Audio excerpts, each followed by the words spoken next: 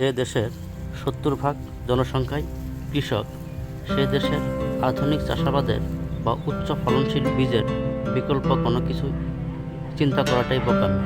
তার পরিপ্রেক্ষিতে plant genetics বাজারে নিয়ে এসেছে উচ্চ ফলনশীল পেঁয়াজ ডালিয়া।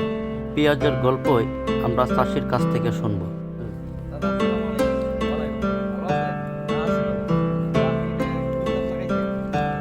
ডালিয়া যদি আমরা পেঁয়াজের ভিতরের অংশটা আমরা খেয়াল করি, দেখতে সাদা ধবধবে এবং দেশি পেঁয়াজের ঝাঁঝে, এবং ওজনের গল্পটা 60-70 গ্রাম, 80 গ্রাম, 100 গ্রাম আছে। এখন তো আবার তো ভালোই দেখা যাইতেছে। এখন ওজন তো বিঘা কত মনে আসবে না আসবে এটা তো বলতে পারবো না। তো ভালোই দেখা যায়। না, এর আগে এগুলো জাত গাড়ি নেই। অন্য ওই যে আমাদের দেশীয় জাতগুলো লাগাইছিলাম। ওটা তো অনেক রেজাল্ট বেশি এটার অবস্থা।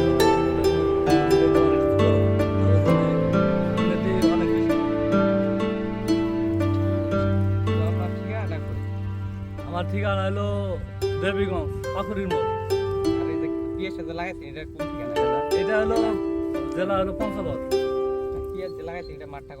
মাঠটা হলো আমাদের এটা হলো ধুলাঝারি এলাকার নাম। ধুলাঝারি মতো শিকারপুর।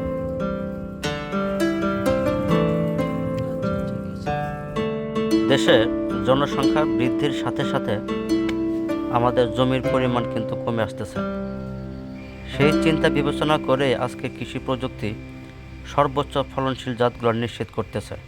তার মধ্যে প্লান্ট জেনেটিক্সে এই ডালিয়া পেঁয়াজটা কিন্তু অন্যতম। আগের দিনে প্রতি শতাংশে পেঁয়াজ হতো 2 মণ, 1.5 মণ। এখন সেই পেঁয়াজ ডালিয়া ফলন হচ্ছে 4 মণ, 4.25 মণ। দেখেন এই পেঁয়াজগুলোর ওজন আনুমানিক 100 গ্রাম প্লাস, এবং অ্যাভারেজ পেঁয়াজগুলোর ওজন হবে 70 গ্রাম। একই জমিতে সমান সংখ্যক যদি চারা লাগানো যায়, যদি 70 গ্রাম করে পেঁয়াজ হয়, তাহলে সেখানে কী পরিমাণ ফলন আসতে পারে। আর ডালিয়ার স্ট্যান্ডার্ড লেভেল হলো শতাংশে মিনিমাম 4 মণ। যদি 4 মণ পেঁয়াজ হয়, 33% জমিতে প্রায় 140 মণের মতো পেঁয়াজ হবে। হারভেস্টকৃত পেঁয়াজ ডালিয়া চাষি এখন সংরক্ষণ করতেছেন ফ্লোয়ারে। এই ফ্লোয়ারে পেঁয়াজ সহজেই পচবে না, এবং পেঁয়াজ দীর্ঘদিন সংরক্ষণে রাখা যাবে, এবং ডালিয়া পেঁয়াজটা 8 থেকে 10 মাস সংরক্ষণ করা যায়। তো ভালো থাকবেন সবাই, সুস্থ এবং শুভকামনা সবার জন্য।